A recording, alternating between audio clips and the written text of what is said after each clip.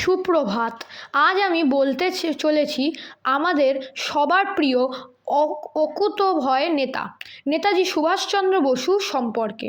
1897 সালের 23শে জানুয়ারি কটকে জন্ম নেওয়া এই বীর সন্তান দেশের স্বাধীনতার জন্য নিজের জীবন উৎসর্গ করেছিলেন। ব্রিটিশ শাসনের বিরুদ্ধে লড়াই করার জন্য তিনি ICS চাকরি ত্যাগ করেন এবং ফরওয়ার্ড ব্লক গঠন করেন।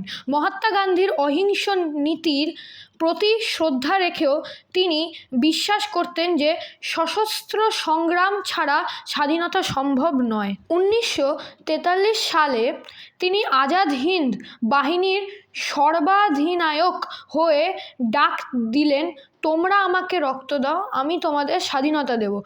এই ডাক কোটি কোটি ভারতবাসীকে অনুপ্রাণিত করেছিল। দিল্লি চলো এবং জয় হিন্দ স্লোগানের মাধ্যমে তিনি ভারতকে স্বাধীনতার স্বপ্ন দেখিয়েছিলেন। তিনি ভারতের সত্যিকারের বীর ছিলেন। তার আত্মত্যাগ ও অদম্য সাহসের প্রতি জানাই গভীর শ্রদ্ধা। নেতাজি আমাদের হৃদয়ে চিরকাল বিপ্লবীদের রোমাঞ্চকর ইতিহাস জানতে বিপ্লবী মহাপুরুষ চ্যানেলটি সাবস্ক্রাইব করে রাখুন। আর ভিডিওটি ভালো লাগলে লাইক ও কমেন্ট করতে ভুলবেন না। ধন্যবাদ।